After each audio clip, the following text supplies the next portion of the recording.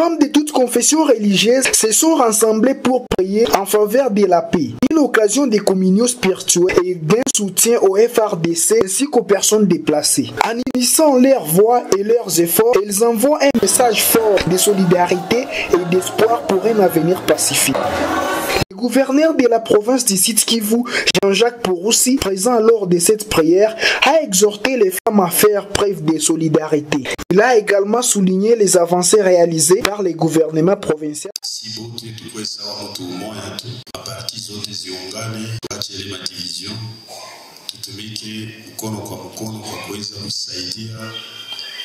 Forces zetu za defense na sécurité, c'est-à-dire watu wa renseignement tunaitana ndio tunimabeta sie tunaingia kwa hii kiti hapa inakuwa miezi 7 exactement. Tulipiganisha na mkubwa wa nchi alitia franka tuanze mabarabara tuakselere mbio hivi mimi naambia kuko projet 7 zilishaanza deja na problème c'est que c'est les bitu inaanza tuko na chaîne indépendante Josa Makope ya vita inaingia.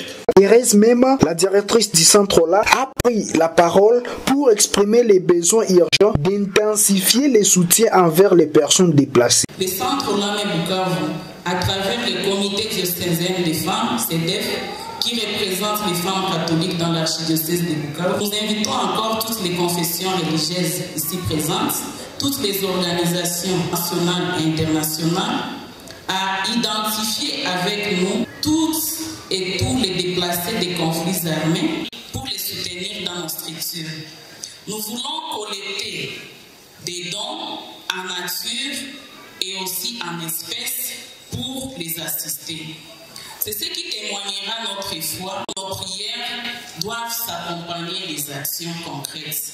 Plusieurs victimes des guerres, plusieurs déplacés, plusieurs personnes qui ont été touchées directement ou indirectement par ces conflits développent des traumatismes, ce qu'on appelle en Swahili vidonda vya ndani.